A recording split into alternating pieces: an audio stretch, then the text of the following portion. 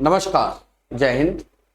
आधुनिक भारत के इतिहास की दूसरी क्लास में आप लोगों का स्वागत है मेरे प्यारे साथियों। मैंने कल वाली क्लास में बताया था कि मुगल साम्राज्य के पतन के क्या कारण थे। देखिए, कोई भी चीज अचानक से खत्म नहीं होती। इतना बड़ा साम्राज्य था, बादशाह थे, पूरी दुनिया की जीडीपी का 1/3 था, लेकिन सारी बातें संभल जाती अगर औरंगजेब के बाद के बादशाह थोड़े लायक होते। सारी बातें अपने आप में मैनेज हो जाती। बात वही निकल कर आती है कि इंपॉर्टेंट फैक्टर यही है कि सक्सेसर्स बड़े वीक थे। उन्हीं उत्तराधिकारियों को उत्तरवर्ती मुगल सम्राट कहा गया। जब ये मुगल सम्राट राज कर रहे होंगे, अचानक से कंपनी भी अपना प्रभाव जमा रही है और भी स्थानीय ताकतें। लेकिन जैसे जैसे समय बीतेगा, रीजनल पावर्स की जो रियलिटी थी वो सामने आ जाएगी कि वो सिर्फ मुगलों के लिए मुसीबत पैदा कर सकते हैं। उनके अंदर वो टैलेंट नहीं था कि जिस टैलेंट से वो हिंदुस्तान चला पाते। क्या आप मुगलों की तारीफ कर रहे हो? तारीफ नहीं, देखिए इतिहास को थोड़ा सा निष्पक्ष होकर पढ़िए। उनके अंदर वो टैलेंट वाली बात नहीं थी कि वो हिंदुस्तान को चला पाते। शायद वो टैलेंट उन्हीं बादशाहों के पास था, लेकिन बादशाहों के साम्राज्य में घुन लग चुका था। स्थानीय ताकतें अपने क्षेत्रों में हावी थी, लेकिन हिंदुस्तान पर राज करने का ऑप्शन नहीं थी। कई बार मराठों के केस में यह बात कही जाती है कि मराठे मुगलों के लिए मुसीबत तो हो सकते थे, लेकिन वो मुगलों के विकल्प कभी नहीं थे। मुसीबत तो उन्होंने खूब पैदा करी, लेकिन वो कभी भी these are not the option of Mughal empire. और वो हम देखते भी हैं कि मराठे जो हैं, जो उस समय लोगों को लगता था कि शायद दिल्ली का पे सत्ता हासिल कर लेंगे, एक दिन मुगलों जैसा राज करेंगे, वो सब संभव हो नहीं पाया। कमोबेश यही स्थिति बाकी रीजनल पावर्स की थी। कल की कहानी में हमने देखा कि जो भी कहानी थी, उस कहानी के बाद बहादुर शाह प्रथम गद्दी पर बैठा।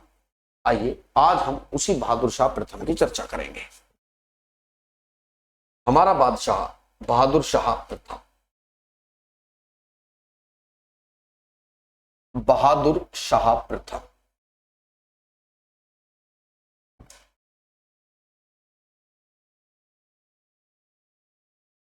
लेटर मुगल एम्परर में ये पहला बादशाह बहादुर शाह वन।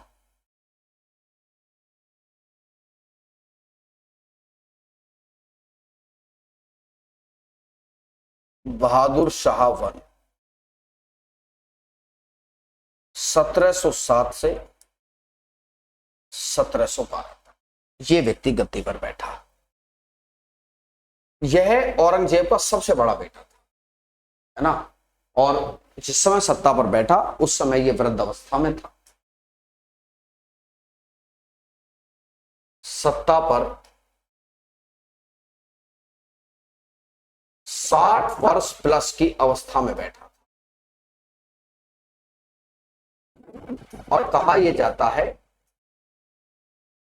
कि सबसे बूढ़ा बादशाह है ये। जब ये गद्दी पर आया तो इसकी जो उम्र थी वो लगभग 60 साल थी। एक इतिहासकार हैं,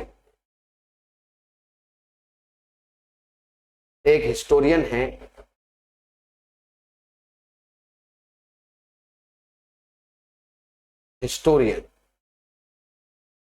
खफी खां। खफी खां इसको शाह ए बेखबर कहते हैं। एक हिस्टोरियन है खफी खां। खफी खां ने कहा है कि ये तो शाह ए बेखबर है, यानी कि एक ऐसा आदमी जिसको शासन प्रशासन से कोई लेना देना है नहीं। खफी खां ने इसको शाह ए बेखबर कहा है।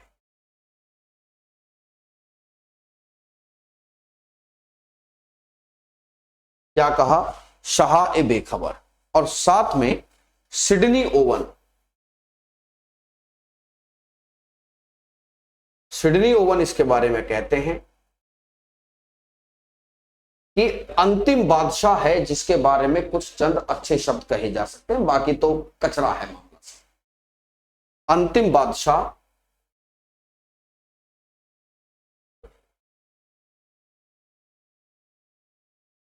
अंतिम बादशाह जिसके बारे में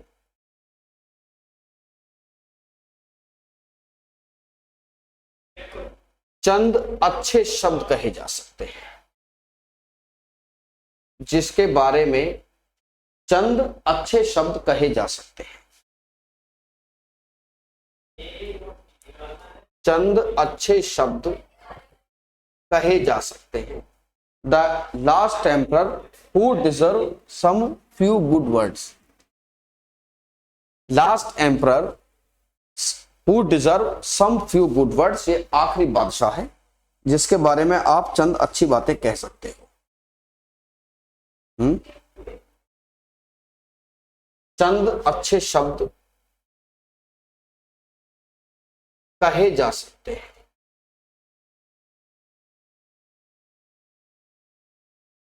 द लास्ट एम्परर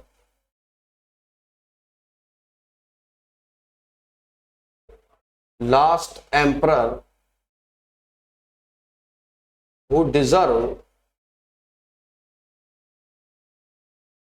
some क्या सम नहीं लगता, इतने तो इंग्लिश समझो, deserve few good words। एक ऐसा आदमी है जो चंद अच्छे शब्दों को डिजर्व करता है, बाकी इसके बाद तो फिर हमारे यहां तो कुछ और ही कहते हैं कि फिर तो सब कचरा है। और ये काम के होते तो मुगल एम्पायर बिखरता ही नहीं। मुगल एम्पायर बिखरा ही इसलिए क्योंकि इनमें कुछ था नहीं। अच्छा, कंपनी भी देख रही है कि पहले इन्हें आपस में लड़ने दे दो, हमें वास्तविक पता तो चले कि इनमें सबसे ज्यादा ताकतवर है तो है कौन। देखिए, अब सवाल ये निकल कर आता है कि जी ऐसा क्यों कह रहे हो आप कि कुछ अच्छे शब्द, इसने आसपास की स्थानीय ताकतों से संबंध स्थिर रख लिए, इसके स्थानीय ताकतों से संबंध बेहतर थे,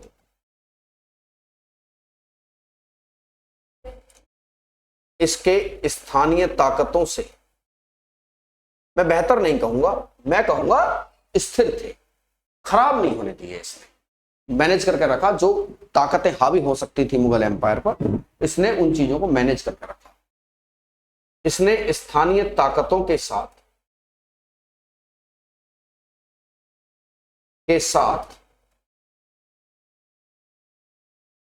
जो संबंध थे, यही एक बहुत इंपॉर्टेंट टॉपिक है।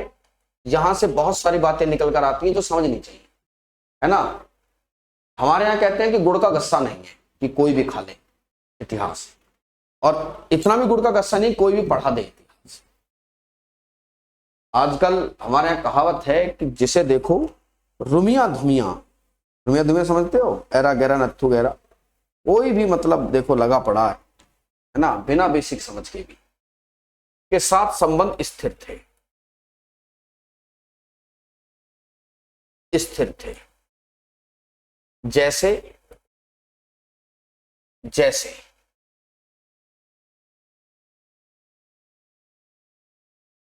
एक सबसे पहले जो ताकत थी जिसके साथ इसको संबंध स्थिर रखने थे, ठीक है,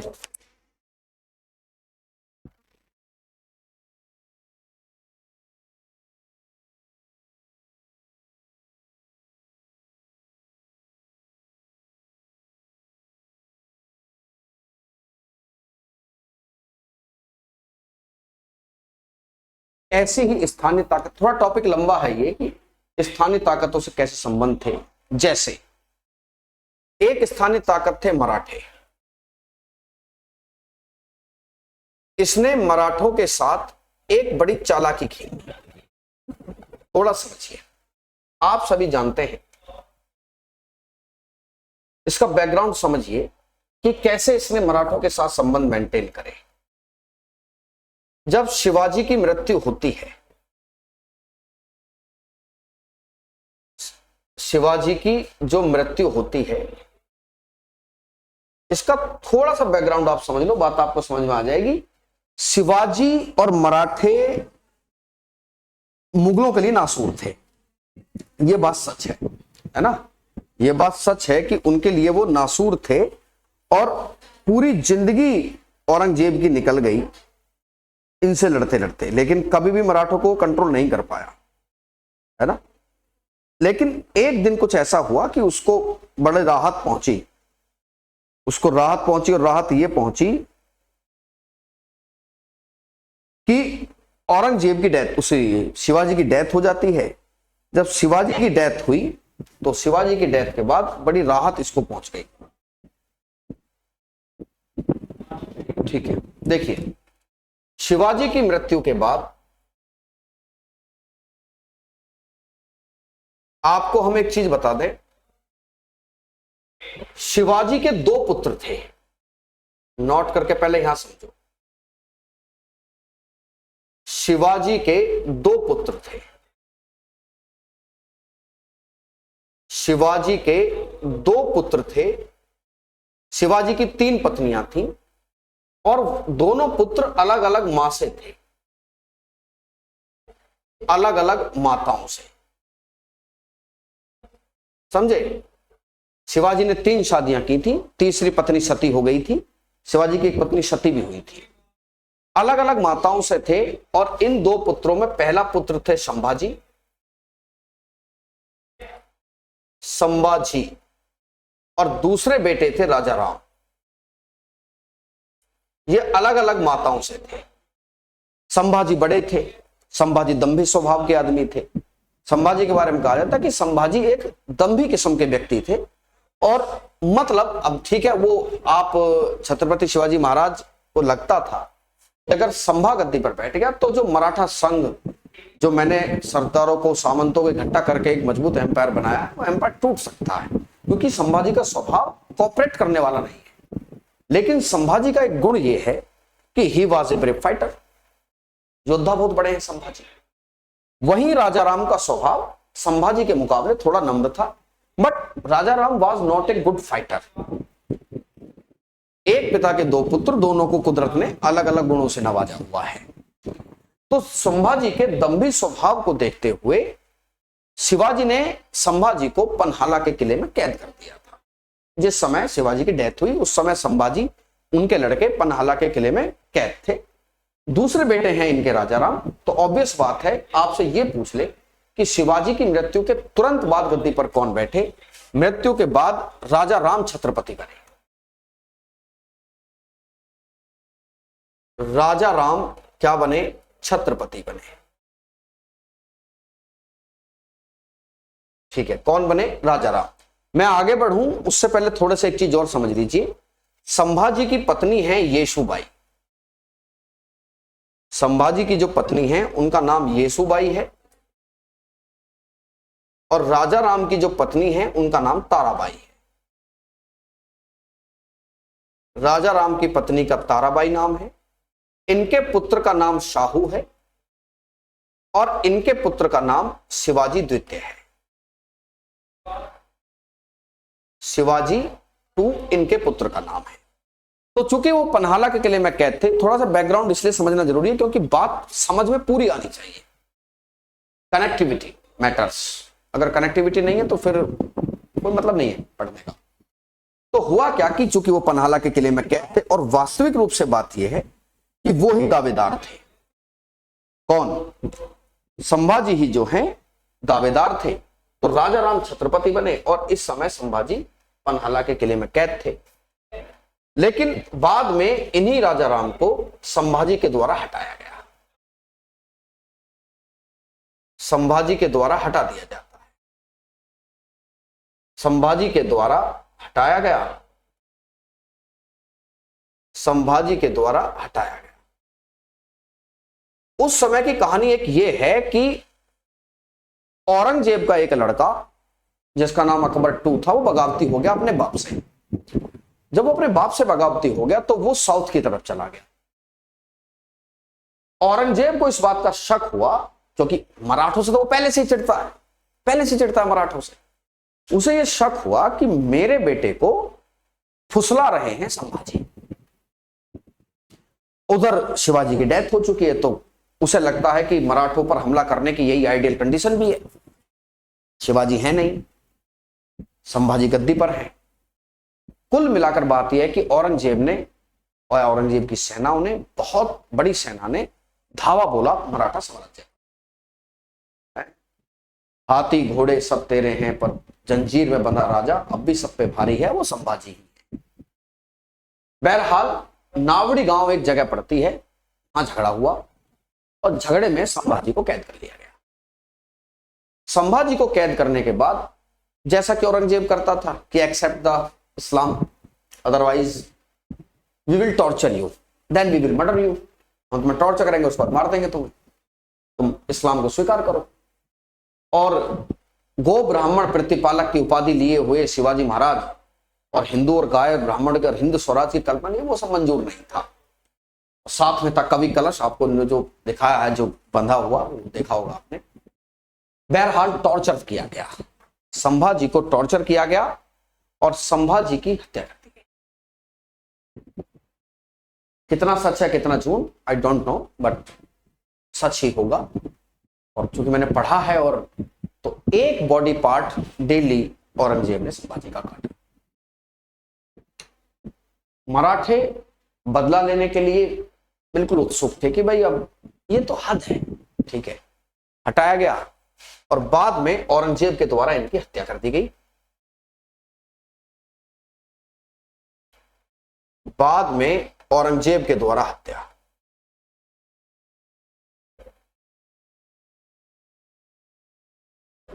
औरंगजेब के द्वारा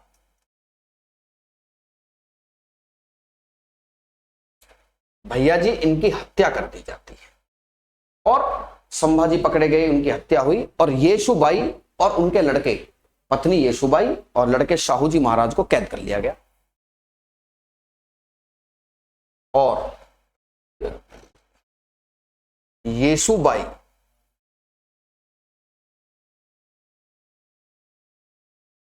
और शाहूजी महाराज को कैद किया गया। साहू जी को कैद कर लिया जाता है। एक सवाल यह पूछा गया था, क्योंकि शाहू जी आने वाले समय में छत्रपति बनेंगे, तो सवाल यह था कि वो कौन छत्रपति थे, वो कौन छत्रपति थे जिनकी परवरिश मुगल संस्कृति में हुई।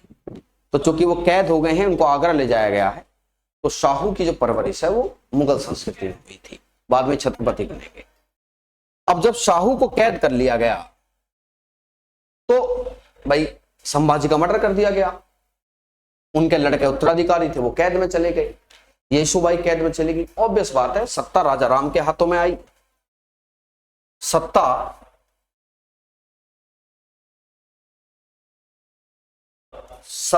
राजा राम के हाथों में आ गई। राजा राम के पास आई। और याद रखिएगा, इनकी मृत्यु के बाद, इनकी भी 1697 के आसपास मृत्यु हो जाती है। इनकी मृत्यु के बाद शिवाजी 2 सत्ता पर बैठे। शिवाजी 2 जो एक बच्चे थे, वो सत्ता पर बैठे। क्यों? बात दिमाग में रखो, शाहू कैद में है, येसुबाई भी कैद में है। यहां पर एक बात अपने दिमाग में सेट कर लो कि सत्ता के वास्तविक हकदार शाहू हैं।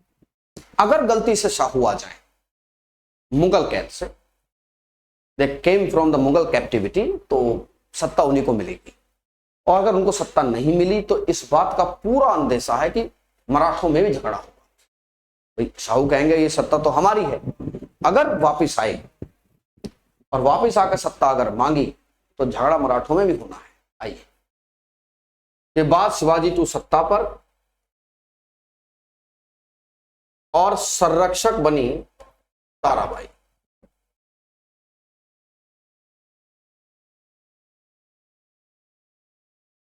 संरक्षक कौन बन गई? ताराबाई। नहीं समझ में आई? कौन संरक्षक बन जाती हैं? ताराबाई। ताराबाई एक तरीके से देखा जाए तो, बहुत साधारण भाषा में कहें तो, शाहू की चाची लगती है। गद्दी के वास्तविक हकदार शाहू हैं। आइए, यहां से कहानी ट्विस्ट होनी शुरू हुई। वर्ष 1707 में औरंगजेब की मृत्यु के बाद, वर्ष 1707 में आप जानते हैं औरंगजेब की मृत्यु हो जाती है। क्या हो जाती है? औरंगजेब की मृत्यु। और बहादुर शाह प्रथम सत्ता पर बैठा। बहादुर शाह वन क्या बैठा? सत्ता पर।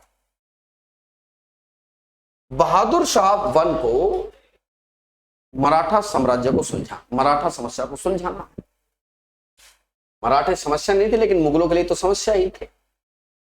अब दो तरीके हैं, या तो वो उसी गलती को दोहराए जो गलती आज तक मुगल दोहराते आए थे, कि चलें एक बड़ी सेना लेकर और वहां से कुछ हासिल ना हो, है ना, एक बड़ी सेना लेकर चला जाए और वहां से कुछ भी हासिल ना हो। एक आइडिया और है कि अगर मैं शाहू को छोड़ दूं, अगर मैं शाहू को रिहा कर दूं, तो शाहू मुगल साम्राज्य में वापस लौटेगा, अपनी चाची से आएगा सत्ता छोड़ो। सत्ता पे फेविक्विक होता है, सत्ता छोड़ना कौन चाहता है? ताराबाई कह देंगे भैया मैं तो नहीं छोड़ पाऊंगी सत्ता, पर कौन छोड़ देगा सत्ता? इनमें आपस में ही झगड़ा हो जाएगा। और मेरे हिसाब से अगर आप भी उस समय होते तो इसी विकल्प को अपनाते। इन्होंने शाहू को रिहा कर दिया। एसएससी का पूछा हुआ क्वेश्चन है कि हु रिलीज्ड शाहू? सत्ता पर बैठा और शाहू को रिहा कर दिया। क्या कर देता है? शाहू को रिहा किया। अब जब शाहू छत्रपति शाहू बनेंगे, अब जब शाहू रिहा हो गए, ये जो बात है देखिए, जब शाहू रिहा हो गए, शाहू के रिहा होने के बाद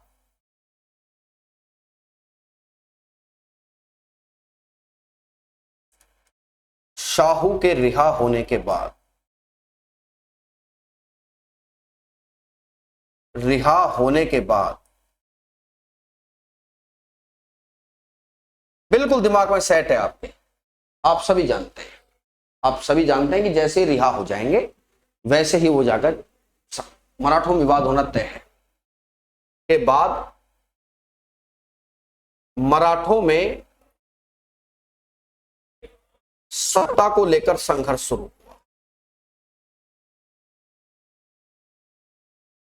क्या होता है? सत्ता को लेकर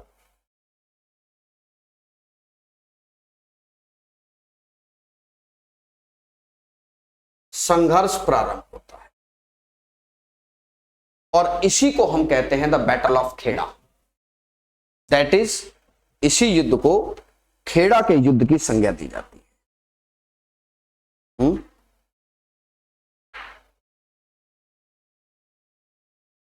ठीक है, that is battle of Kheda.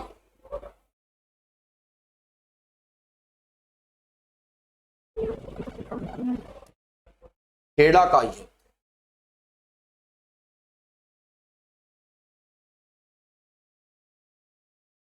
Battle of Kheda पड़ा गया है। वर्ष 1707 की घटना है। कितना 4 लाख निकला बहादुर शाह, ये सोचो। उसे मराठों से लड़ना नहीं पड़ा, उसने मराठों को ही आपस में लड़वा दिया। खेड़ा का युद्ध देखिए, ये वही खेड़ा का युद्ध है जहां पर कोंकण का एक ब्राह्मण शाहू का साथ दे गए, और ये कोंकण का ब्राह्मण ही था जिसका लड़का था बाजीराव मस्तानी, बालाजी विश्वनाथ।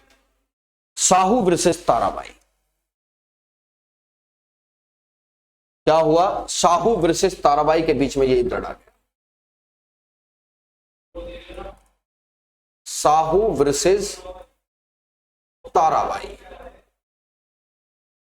देखिए इस युद्ध का परिणाम क्या निकला।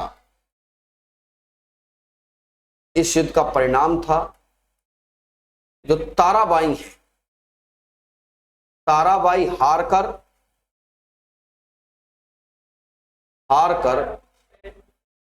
साम्राज्य के दक्षिण में चली गई, साम्राज्य के दक्षिण में गई, साम्राज्य के दक्षिण में। चली गई, साम्राज्य के दक्षिण में चली गई।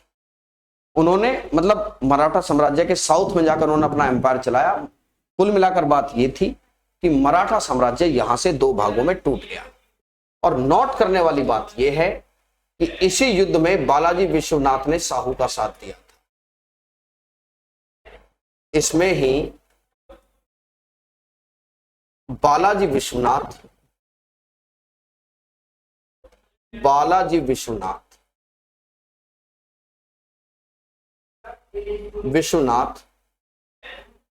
साहू का साथ देते हैं। साहू का साथ देते हैं। बालाजी विश्वनाथ के बारे में आप समझ लो, ये वही शख्सियत हैं जिनके बेटे बाजीराव मस्तानी को आप जानते हैं। यहीं से कोंकण के जो ब्राह्मण हैं, इनका वर्चस्व जो है पेशवा के पद पर बढ़ता चला। बाद में शाहू जो है इन्हें पेशवा बना देंगे। तो ये थी एक ऐसी कहानी जिसमें बड़ी चालाकी के साथ बहादुर शाह फर्स्ट ने बहुत चालाकी दिखाई, बहुत चालाकी दिखाकर चीजों को मैनेज कर लिया। ठीक है, अब दूसरी समस्या बहादुर शाह के साथ थी, डालिए हेडिंग, बहादुर शाह और मराठे, बहादुर शाह और राजपूत, बहादुर शाह और राजपूत, बहादुर शाह और राजपूत।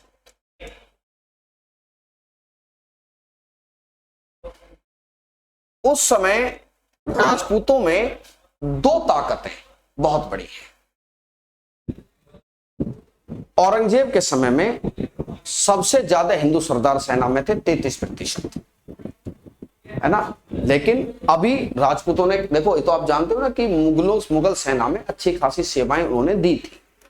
लेकिन अब चूंकि संबंध बहुत बढ़िया एक्चुअल में नहीं थे, तो इस समय दो हैं। देखिए आपको हम थोड़ा सा समझाएं, अगर आप इसको देखते हैं भारत के नक्शे को, तो राजस्थान की आन बान शान के रूप में खड़ा हुआ है अरावली। यह है अरावली पर्वतमाला, आप जानते हैं। राजस्थान की आन बान शान क्या है? अरावली पर्वतमाला। ये जो अरावली पर्वतमाला है, इसके इस तरफ का जो ये इलाका है, इसे आमेर कहते हैं। ये मेवाड़ का इलाका है और ये मारवाड़ का इलाका है ना। तो यहां पर जो शासक हैं, ये आमेर का क्षेत्र था। उस समय तक जयपुर नहीं बसाया गया है, अभी जयपुर शहर बसा नहीं है, आमेर है यहां पर। और इसमें नीचे की तरफ मेवाड़ है, और भैया जी इस तरफ मारवाड़ का इलाका, मारवाड़। तो ये पता होना चाहिए आमेर कौन सा है, मेवाड़ कौन सा है, मारवाड़ कौन सा है, ये सारी चीजें हमारे जहन में होनी चाहिए। तो जो बहादुर, इस समय दो ताकतें बड़ी महत्वपूर्ण है।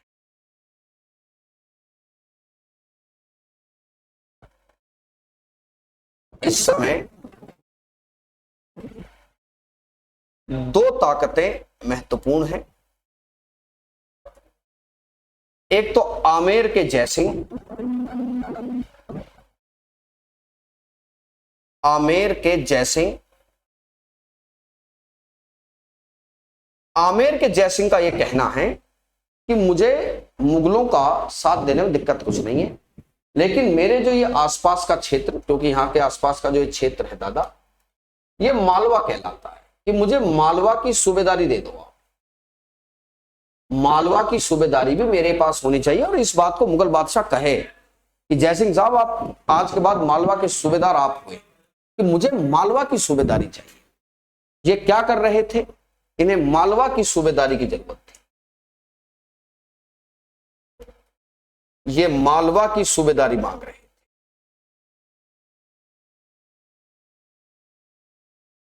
क्या डिमांड कर रहे थे? मालवा की सूबेदारी। बहादुर शाह प्रथम चालाक आदमी, उसने कहा कि नहीं, ये नहीं दे। मैंने कहा ना कि आखिरी आदमी है जिसके बारे में कुछ अच्छे शब्द कहे जा सकते हैं। उसने कहा कि बिल्कुल भी नहीं। क्या मतलब है मालवा की सूबेदारी का? उसने कहा कि नहीं, मैं मालवा की सूबेदारी आपको दे नहीं पाऊंगा। ठीक है, आइए, एक है मारवाड़ के शासक अजीत सिंह।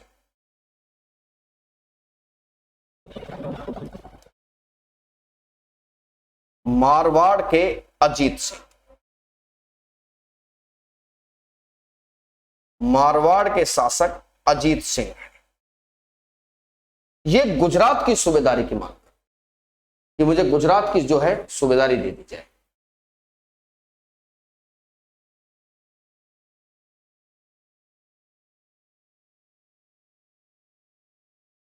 गुजरात की सूबेदारी की मांग करते हैं,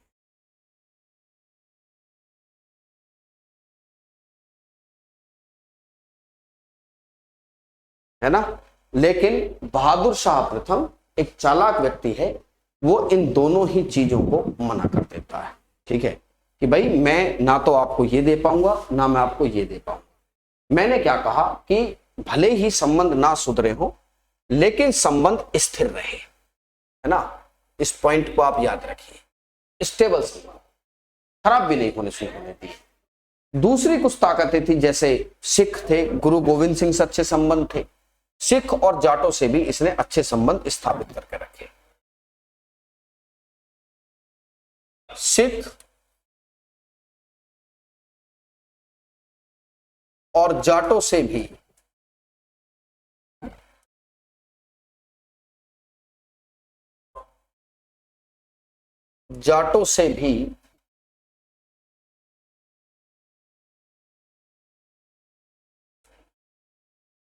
अच्छे संबंध स्थापित किए।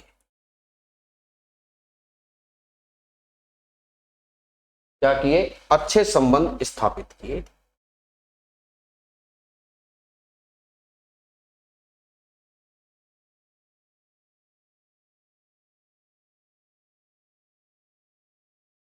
ठीक है, आइए एक बार हम सिखों के साथ संबंध देखें। बहादुर शाह प्रथम और सिखों के साथ संबंध।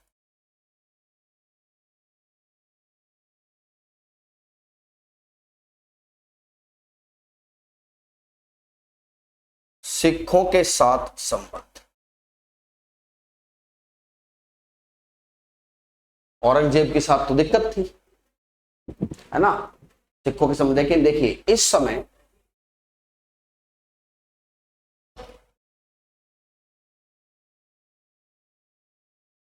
सिखों के गुरु गुरु गोविंद सिंह थे। सिखों के गुरु कौन थे?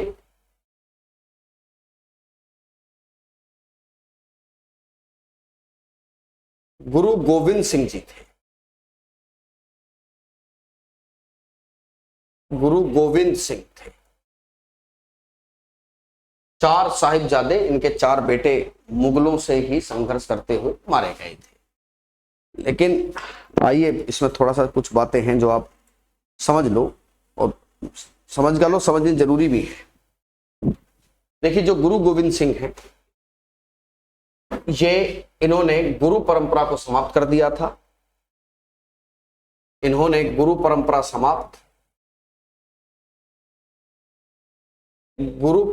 को समाप्त किया। 10वें गुरु थे और सिखों के अंतिम भी गुरु भी है, ये भी नोट कर लीजिए, अंतिम गुरु थे। अंतिम गुरु भी यही थे। इन्होंने ही सिखों को खालसा घोषित किया। इन्होंने ही खालसा पंथ की स्थापना की।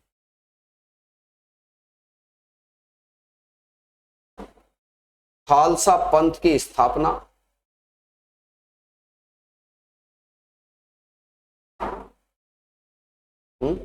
और इन्होंने ही कहा था कि जो सिख हैं वो अपने नाम के पीछे सिख लगाएं।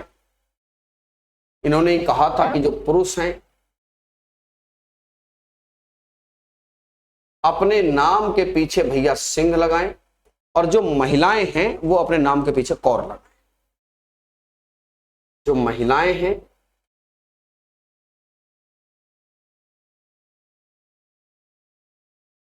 वो अपने नाम के पीछे क्या लगाएं, फॉर लगाएं, ऐसा इन्होंने ही कहा था। इन्होंने कहा था कि केस, कंघा, कड़ा, कच्छ और कृपाण धारण करने चाहिए।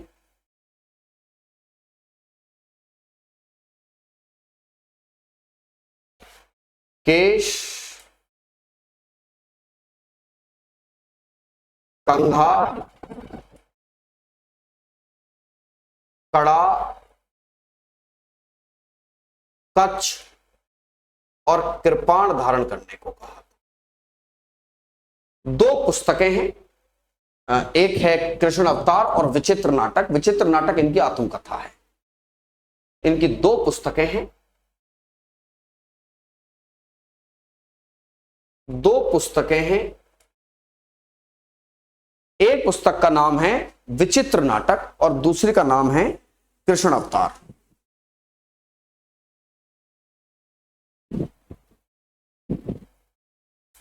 दो पुस्तकें,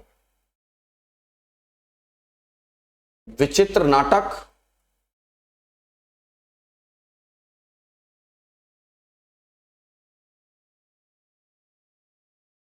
और एक थी कृष्ण अवतार।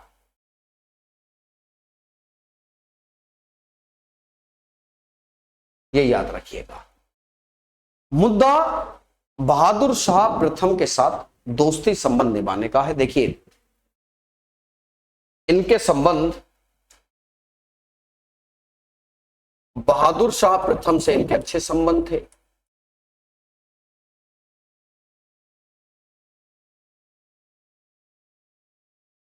बहादुर शाह वंश से इनके अच्छे संबंध थे, लेकिन जब इनकी डेथ होती है 1710 में, इनकी मृत्यु के बाद जो बंदा बहादुर, जो इन्हीं का एक शिष्य थे, डोगरा राजपूत थे, है ना। और मेरे प्यारे साथियों, क्योंकि जो गुरु गोविंद सिंह हैं वो सिखों के धार्मिक गुरु थे, बंदा बहादुर सिखों के पहले राजनीतिक नेता थे, लेकिन बंदा बहादुर के बाद सिख मुगलों से संबंध दोबारा खराब हो गए। सॉरी, अच्छे संबंध थे, लेकिन मृत्यु के बाद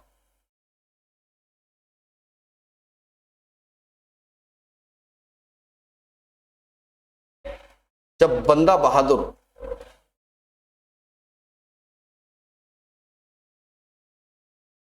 सिखों की कमान संभालते हैं,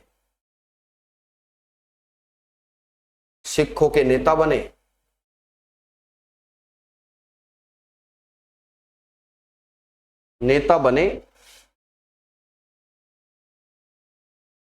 तो जो संबंध है उसके बाद खराब हो गए।